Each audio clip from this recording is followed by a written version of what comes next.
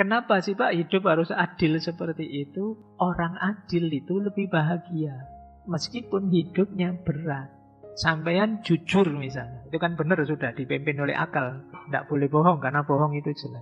Mungkin saja karena jujur terus kalah.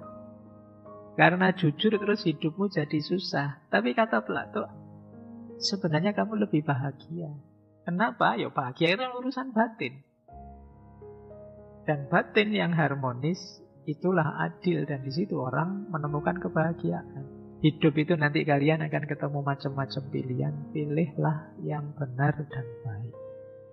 Kadang-kadang yang tidak benar dan tidak baik itu lebih menggoda, lebih menguntungkan, lebih menyenangkan. Tapi yakinlah ketika kamu salah milih, kebahagiaan hidupmu akan menjauh. Karena bagaimanapun hidup itu semua orang kan mengejar bahagia. Dan bahagia itu hubungannya dengan jiwa, hubungannya dengan batin.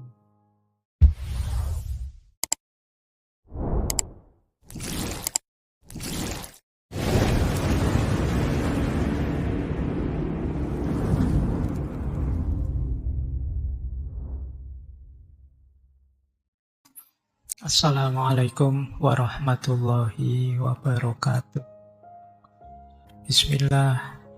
Mari kita lanjut lagi belajar kita, ngaji kita. Jadi intinya ngaji filsafat itu ya ngaji, kita belajar ya. Segala yang di luar itu bonus. Jadi bonus itu ada, alhamdulillah, tidak ada ya, tidak masalah. Bahkan termasuk pemahaman kita, kepandaian kita, itu ya anugerah sebenarnya bonus. Karena yang bisa kita lakukan hanya belajarnya. Maka ayo kita mulai ya, nawaitunya belajar. Baik, kita mulai nggih.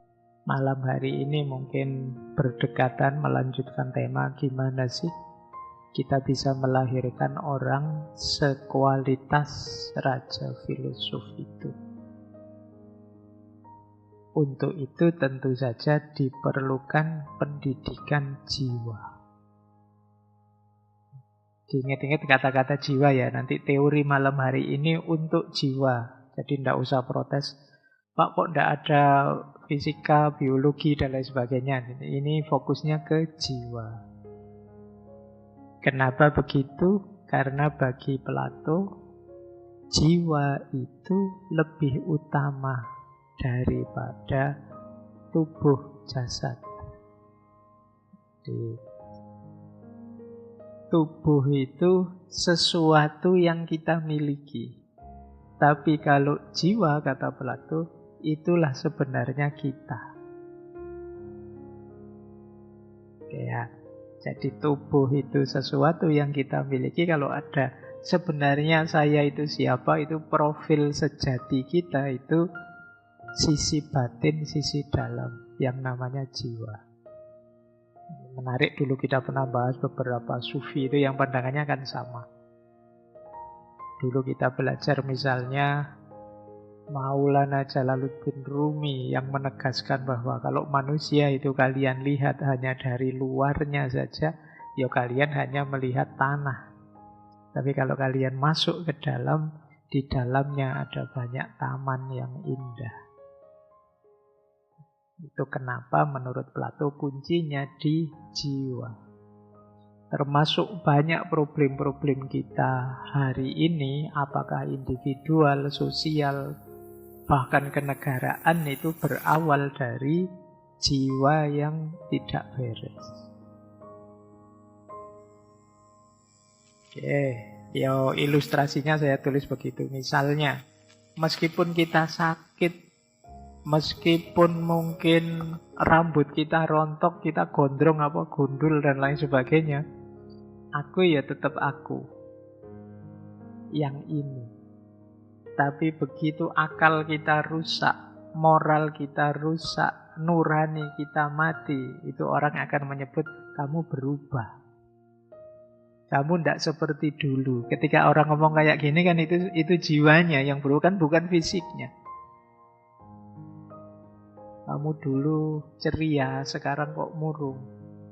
Kamu dulu enak, santai, sekarang kok gampang ngamuk. Itu pasti hubungannya dengan jiwa, tidak di tubuhnya. Maka kualitas manusia itu ditentukan jiwanya, bukan badannya.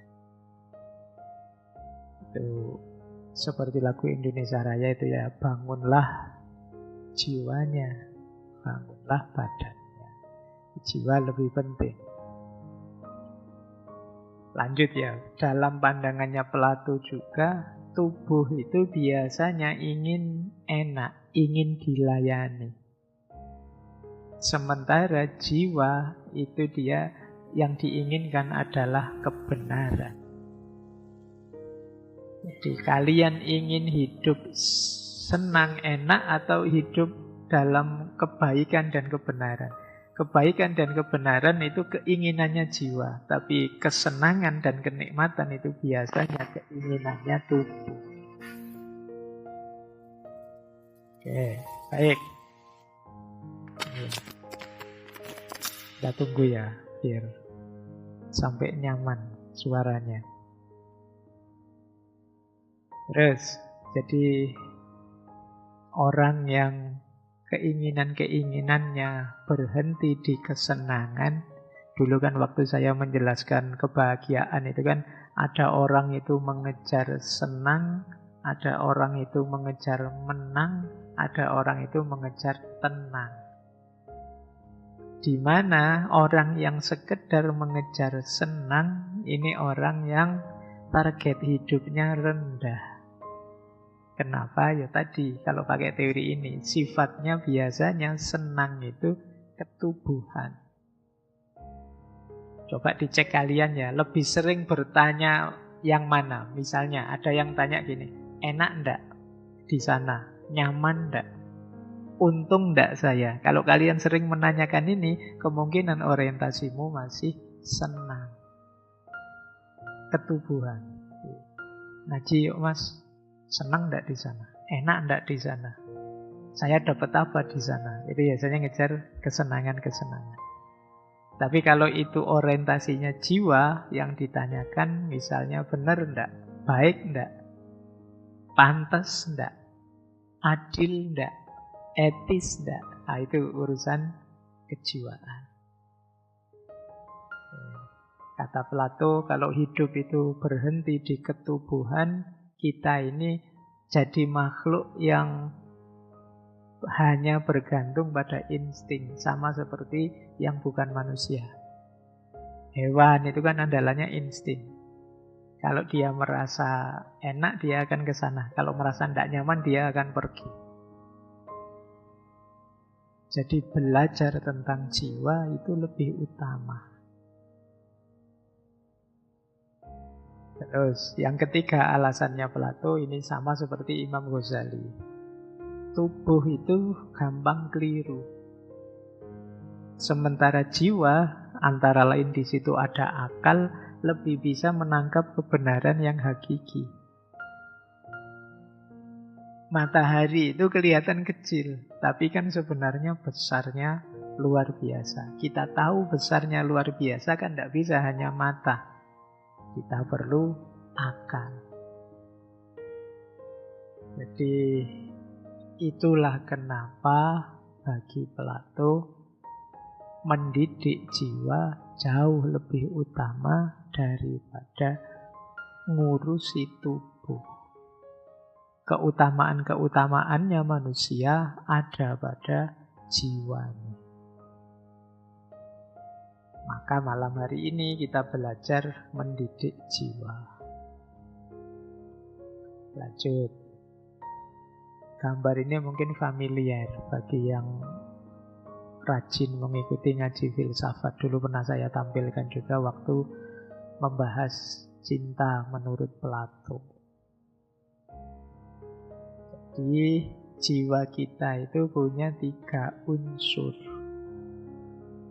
Yang pertama logostikon. Sebut saja ini akal.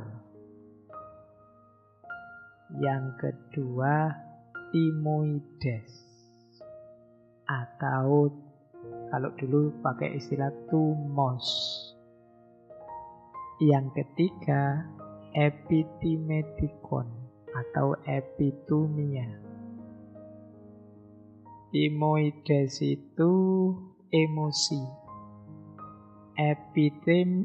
Epitimedikon itu, epitumia itu nafsu. Jadi diri kita ini ada 3 unsurnya, sisi batin yang disebut jiwa tadi, ada akal, ada nafsu, ada emosi. Ya. Jadi yang akal digambarkan kalau pakai kereta kuda, akal itu yang mengendarai, dia harus mimpin, dia yang harus mengarahkan. Apa yang diarahkan? Kuda putih dan kuda hitam. Kuda putih mewakili emosi, kuda yang hitam mewakili nafsu. Ini kalau tidak dipimpin, tidak dikendalikan oleh akal, hidup ini bisa bahaya. Sebenarnya itu gambar kuda yang terbang. Gambar kereta yang terbang. Nambah 1 unsur lagi, tapi 1 unsur ini nanti pembahasannya ada di cinta. Karena 1 unsur lagi itu mewakili sayapnya kereta itu, sehingga bisa terbang. Nanti sayap itu mewakili eros atau cinta. Yang membuat hidup kita bisa terbang itu ya eros. Nah, tapi malam hari ini kita membahas 3 ini ya, 3 bagian jiwa. Logostikon, timoides, dan epitimedikon. Akal, emosi, nafsu. Ini mirip dulu waktu kita belajar filsafat Jawa. Atau juga belajar filsafat Islam. Diri kita ini kan yang paling luar namanya jasad. Kemudian sisi batin ada akal, ada nafas, ada kolab. Akal, nafas, kolab itu 3 ini yang dibahas oleh Plato. Nanti yang paling dalam namanya ruh kalau dalam Islam. Cuma di Plato tidak disebut itu. Di Plato fokus pada jiwa yang bisa kita kendalikan, bukan yang paling hakiki yang namanya ruh. Orang Jawa kan nanti ada rogo, ada cipto, ada rasa. Masih ingat kemarin ngaji guru sejati. Kemudian yang paling dalam sukmo.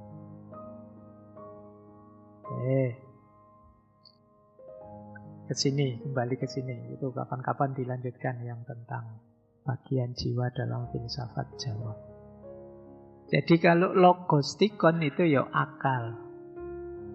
Tugasnya mengendalikan hidup ini, memimpin hidup ini. Keutamaannya adalah hikmah sofia. Maka filsafat itu kan filosofia. Analoginya kalau di Plato digambarkan seperti nahkodanya kapal. Minggu lalu ya kita membahas tentang philosopher king itu seperti nahkodanya kapal. Orang yang tahu kemana kapal ini diarahkan. Yang kedua, timoides. Emosi. Unsur kedua ini sumber keberanian, semangat, harga diri, kemarahan, ambisi, dan lain sebagainya. Emosi tidak sama dengan akal, meskipun bisa mendukung akal atau melemahkan akal. Keutamaannya emosi itu berani. Kalau bahasa ilmu akhlaknya syaja'ah. Berani. Analoginya prajurit atau penjaga. Jadi manusia penting punya emosi. Kalau tidak punya emosi, hidupmu dingin, tidak dinamis. Kita bisa marah, wajar, masih manusia. Kita bisa kecewa, wajar. Kita bisa ambisius, wajar. Kita bisa ingin ini, ingin itu. Suka ini, benci itu, emosi. Tapi semoga masih bisa dikendalikan oleh akalnya. Karena begitu akalnya kalah, emosi yang mengendalikan, ya hidupmu jadi terlalu naik turun. Kamu mungkin pakai istilah baper. Jadi perasaannya main terus, lelah kalian. Makanya sering saya bilang orang itu boleh marah, tapi pastikan dalam kondisi marah masih terkendali oleh pikirannya. Boleh kecewa, boleh suka, boleh tidak suka, tapi pastikan akalmu masih mengendalikan. Orang punya emosi masih manusia, tapi kalau emosinya loss, tidak terkendali, bukan manusia lagi. Mungkin dia sudah jadi isinya marah saja, ngamuk saja sudah bukan manusia. Kecewa saja, putus asa saja sudah bukan manusia. Ini emosional. Yang ketiga, nafsu. Nafsu itu isinya hasrat untuk makan, minum, seks, harta, kenikmatan ini, kenikmatan jasmaniah itu. Itu namanya nafsu. Nafsu ini yang paling dekat dengan tubuh. Karena sebagian besar kenikmatan yang kita incer itu sifatnya tubuh. Keutamaannya terletak pada pengendalian diri. Sofrosine. Itu kalau bahasa Arabnya dalam ilmu akhlak namanya iffah. Orang mampu mengendalikan diri. Analoginya kuda. Kalau tidak terkendali ya jadi kuda liar. Baik, jadi teman-teman ini bahanmu muhasabah ya. Nanti di bulan puasa. Sejauh mana hidup kita ini dikendalikan tetap oleh akal sehat kita. Bukan oleh emosi, apalagi nafsu. Jadi isinya hasrat keinginan itu. Bukan berarti tidak boleh dipenuhi, penuhi saja secukupnya. Emosi juga kendalikan. Dan kalau akal, dialah yang memimpin, mengendalikan. Inilah 3 bagian dari jiwa kita. Lanjut ya. Terus bagaimana mengelolanya? Nanti Plato punya konsep seperti minggu lalu ada istilah keadilan. Adil itu ternyata menurut Plato ya diawali dari diri pribadi masing-masing orang. Adil itu definisi paling awal adalah jiwa yang harmonis. Jiwa yang terkendali. Adil itu, minggu lalu sudah saya jelaskan sebentar ya. Ketika setiap bagian melakukan tugasnya. Setiap bagian jiwa melakukan tugasnya. Nanti dihubungkan dengan negara oleh Plato. Kita posisinya apa? Di posisi itu kita melakukan yang terbaik sesuai peran yang harus kita mainkan. Nah, bisa seperti ini diawali dari diri kita masing-masing. Jadi adil itu ketika setiap bagian dari diri kita jalan.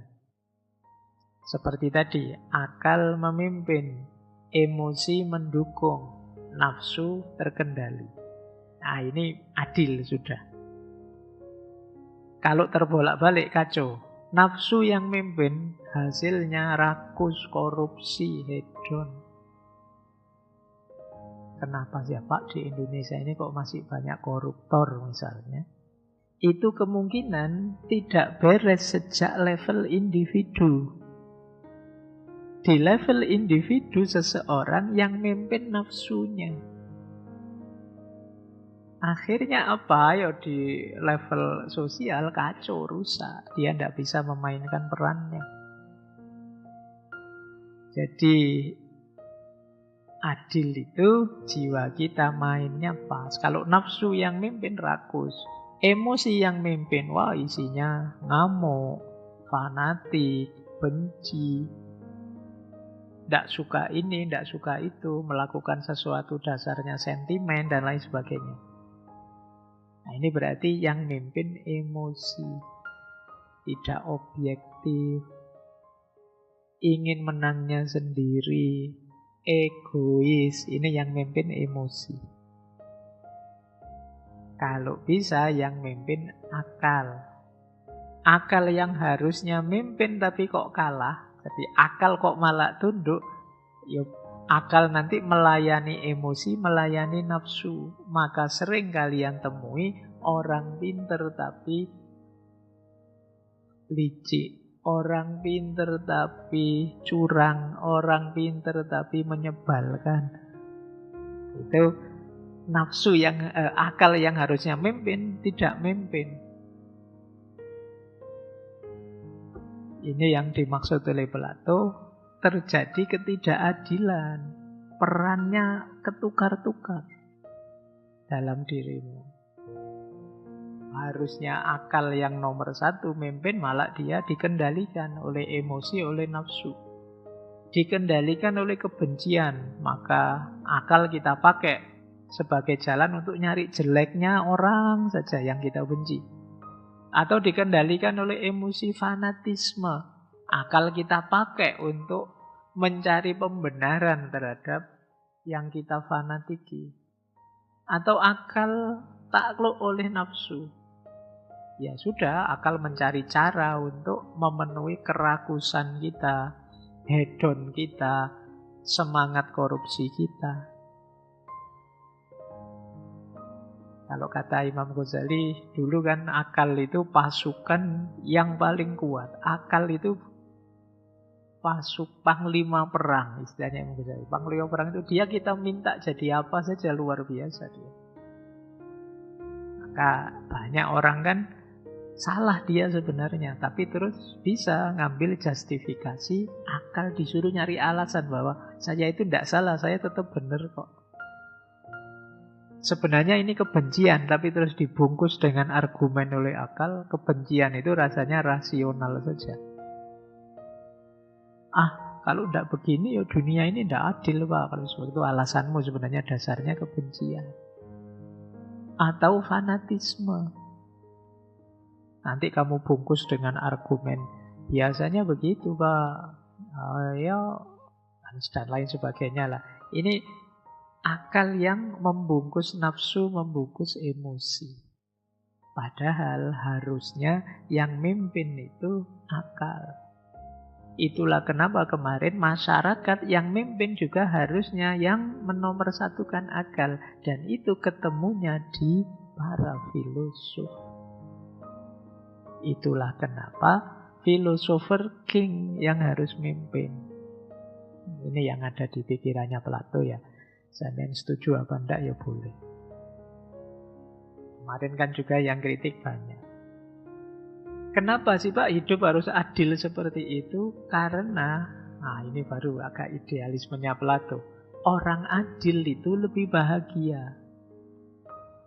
Meskipun hidupnya berat.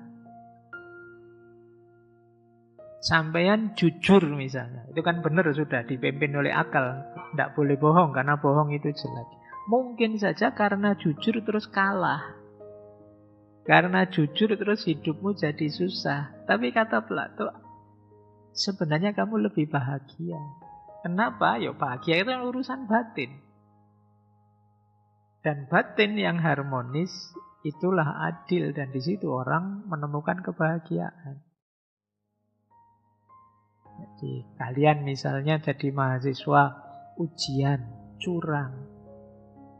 nilaimu tinggi sih, karena tidak ketahuan curang. Tapi yakin kamu tidak terlalu puas dengan nilaimu itu. Kenapa? Karena kamu tahu itu tidak jujur. Saya khawatir kalian jawab, enak-enak aja itu Pak. Seneng-seneng aja itu Pak, nilai saya tinggi. Ayo, itu lebih bahaya lagi. Kenapa? Berarti batinmu sudah gelap. Tidak bisa mendeteksi baik dan buruk. Tidak bisa mendeteksi positif dan negatif. Itu lebih, kedepannya lebih mengkhawatirkan. Kalau kata Imam Ghazali, kalau masih kolbun marid, itu masih bisalah disembuhkan. Tapi kalau sudah kolbun mayit, hati yang sudah mati, itu susahnya luar biasa. Maka, ayo ya, jangan cari pembenaran atas salah-salahmu. Kalau salah ya diakui salah terus diperbaiki. Juga jangan sengaja melakukan kesalahan padahal kamu sadar. Kenapa? Kamu akan jauh dari bahagia. Ini yang dipesankan oleh Plato. Ya yang sering saya contohkan dulu kan gitu, ada mahasiswa nyontek. Waktu ketangkep terus dia ditanya, kok kamu nyontek? Dosa lo itu, salah lo itu. Terus alasanmu, saya kan birrul walidain Pak. Kalau saya nyontek, nilai saya ada kemungkinan tinggi. Orang tua saya bahagia. Tapi kan dosa Mas. Biarlah saya berdosa Pak. Yang penting orang tua saya bahagia. Jawabnya ngono. Itu sebenarnya akalmu yang bilang begitu karena dia sedang tunduk oleh nafsumu. Jadi, pinter tapi licik kalau bahasa tadi. Jadi diingat-ingat ya. Hidup itu nanti kalian akan ketemu macam-macam pilihan. Pilihlah yang benar dan baik. Kadang-kadang yang tidak benar dan tidak baik itu lebih menggoda, lebih menguntungkan, lebih menyenangkan. Tapi yakinlah, ketika kamu salah milih, kebahagiaan hidupmu akan menjauh. Karena bagaimanapun hidup itu, semua orang kan mengejar bahagia. Dan bahagia itu hubungannya dengan jiwa, hubungannya dengan batin. Tidak bisa dikalkulasi secara kuantitas materi yang sifatnya ketubuhan atau jasadiah tadi. Biarkan jiwamu adil. Jadi kalau kalian sering dengar istilah adil sejak dalam pikiran, kalau menurut Plato itu adil sejak batinmu, tidak cuma pikiran, ya emosimu, ya nafsumu. Lanjut. Jadi kata Plato, keadilan jiwa berarti keadilan sosial. Negara yang adil lahir dari jiwa yang adil. Masyarakat adalah cermin dari jiwa manusia. Jadi Indonesia ini kok tidak adil-adil Pak rasanya. Berarti banyak jiwa yang belum adil yang ngurusi negara ini. Jiwa yang belum adil itu apa? Jiwa yang dikendalikan oleh emosinya atau nafsunya. Keadilan tidak bisa berdiri di atas jiwa yang kacau. Orang yang jiwanya kacau, mudah curang, mudah benci, mudah menyalahgunakan kekuasaan. Jadi ini menarik ya konsepnya Plato. Keadilan itu ternyata tidak ada hubungannya dengan sistem, struktur, dan lain sebagainya. Yang paling awal berhubungan dengan jiwanya manusia. Kalau kalian ingin memperbaiki bangsa ini, berarti kan begitu kalau pakai Plato ya. Perbaiki jiwanya dulu. Kalian ganti sistem, ganti undang-undang berapa kali pun, kalau jiwanya rusak, ya tetap masyarakat kacau. Jadi Bahkan nanti, misalnya ya, kalian yang jiwanya rusak terus milih pemimpin, kalau menurut Plato ya pasti kalian milih pemimpin tidak berdasarkan akal rasionalmu, tapi berdasarkan hasrat nafsumu atau emosimu. Akhirnya seperti kemarin kata Plato kan, orang milih pemimpin bukan yang paling bijaksana, tapi yang janjinya paling menarik, paling banyak, yang provokasinya paling masuk. Jadi di pikirannya Plato, pemimpin itu produk batin kolektifnya masyarakat. Pak, kok kita itu dapat pemimpin begitu-begitu terus ya Pak? Ya itu cerminan dirimu, cerminan masyarakat kita. Apalagi sistemnya demokrasi, pemimpin itu kan dari kita. Berarti kalau kalian merasa salah pilih terus, kalau menurut Plato berarti jalannya apa? Perbaiki dulu kualitas jiwamu. Biar tidak mudah tertipu oleh emosimu, tidak mudah hanyut oleh nafsumu, tapi selalu terkendali oleh akal pikiranmu. Kenapa bukan hukum? Pak, kan seperti kemarin ada kritik ya dari Aristoteles, muridnya. Sulit mengandalkan manusia. Tapi bagi Plato mengandalkan hukum juga tidak segampang itu. Plato tidak anti hukum, tapi dia realistis. Hukum itu ngatur perilaku, sementara jiwa itu ngatur niat hakiki kita. Orang yang jiwanya rusak, ya dia akan patuh sih mungkin pada hukum, tapi karena takut. Orang seperti ini nanti kalau ada celah ya dia akan melanggar. Tapi kalau orang jiwanya adil, dia tetap melakukan yang benar meskipun tidak ada yang ngawasi. Contoh sederhana, kalian misalnya nanti pulang jam 11 malam misalnya. Jalan sudah sepi, tiba-tiba lampunya merah. Ayo, kalian bablas apa berhenti? Ya wis ndak tahu lah nanti ya akalmu ya pinter golek alasan itu ya. Tapi dirimu sendiri tidak bisa ditipu. Kamu patuh pada hukum itu karena memang kamu sadar di baliknya ada norma tata tertib hidup bersama atau sekedar takut. Jadi kalau dasarnya hukum masih belum kelihatan dalamnya.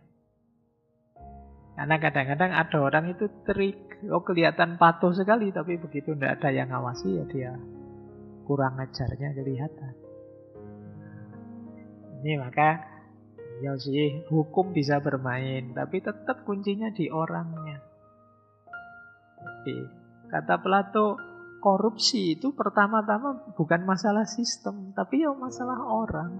Sistem secanggih apapun, mungkin teman-teman yang sudah kerja, sudah PNS, sudah ikut kantor ini, kantor itu, ada banyak sekali lembaga-lembaga pengawasan, sistem-sistem ngawasi. Tapi ya toh ya iso wae orang nyari bobolannya.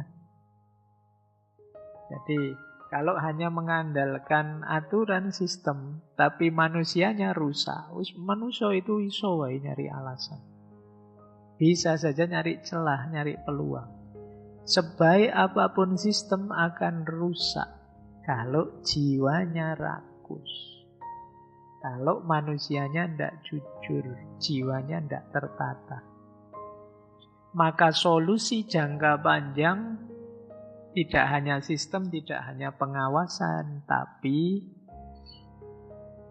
ngurusi jiwa. Maka yang penting adalah pendidikan jiwa. Itulah kenapa tema kita malam hari ini pendidikan jiwa. Itu pengantarnya tadi ya, hampir sak jam. Menuju di mana pentingnya tema pendidikan jiwa.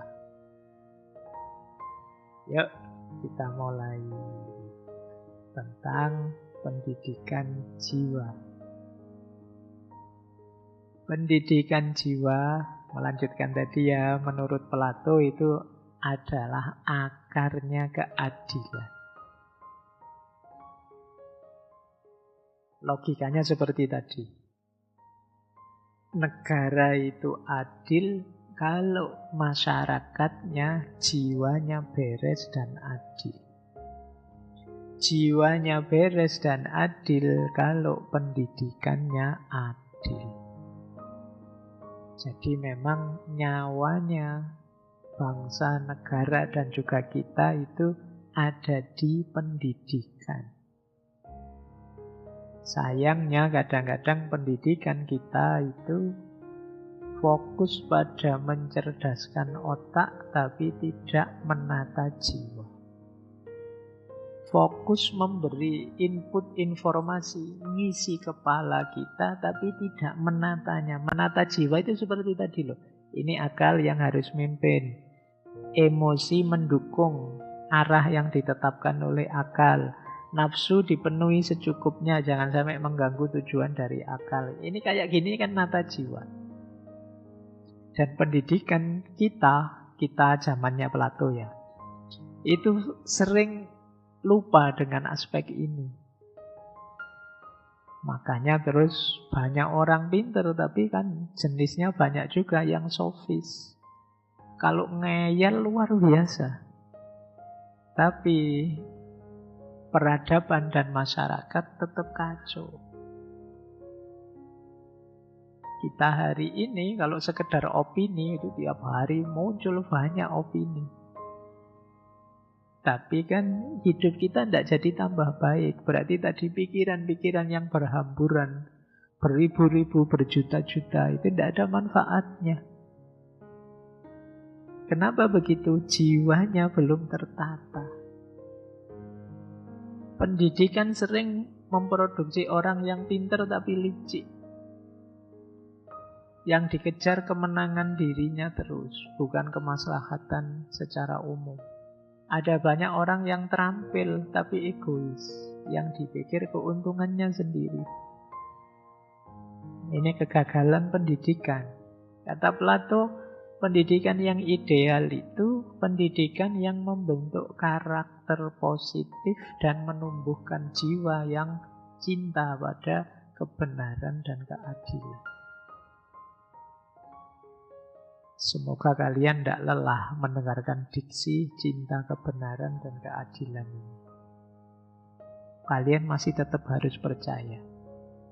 Karena ya memang itu solusi dari banyak problem zaman hari ini. Kita sedang defisit banyak dalam aspek cinta. Selama ini mungkin sebagian besar kita hanya menghitung defisit ekonomi. Kita panik kalau ekonomi parameter-parameternya turun, kita gelisah. Padahal mungkin ada defisit yang lebih berbahaya untuk kebersamaan hidup kita berbangsa, yaitu defisit cinta. Kita hari ini lebih banyak saling abai, saling cuek, saling tidak peduli, saling curiga sesama kita, saling tidak percaya di antara kita. Rakyat tidak percaya pemimpinnya, pemimpin tidak percaya rakyatnya. Sesama kita tidak saling percaya. Bahkan mungkin ada mahasiswa tidak percaya sama dosennya karena dia tahu di YouTube banyak yang lebih, yang disampaikan Pak dosen itu jangan-jangan tidak percaya. Dosen juga tidak percaya sama mahasiswanya, paling ChatGPT itu. Paling gitu. Loh, kalau kita semua melanjutkan peradaban saling tidak percaya ini, selain gimana kita bisa maju, juga gimana kita bisa nyaman. Yang dosen khawatir disurangi mahasiswanya, yang mahasiswa khawatir didominasi dosennya. Rakyat curiga sama pemerintah, pemerintah jengkel dan tidak percaya sama rakyatnya. Sulit sudah. hidup bersama kita. Maka Plato ingin yuk kita kembalikan etos cinta pada kebenaran dan keadilan. Rutenya seperti ini. Kenapa pendidikan jiwa itu penting? Kalau jiwa tertib, ya manusia adil. Kalau manusia adil, institusi akan sehat. Kalau institusi sehat, masyarakat atau negara juga akan adil. Kalau jiwa kacau, ya manusia jadi serakah, rusak. Kalau manusianya rusak, sistem juga akan rusak. Kalau sistem rusak, krisis. Berarti adil tidak adilnya bangsa, kacau atau tertatanya satu bangsa diawali dari beresnya jiwa kita semua. Itulah kenapa pendidikan jiwa itu penting.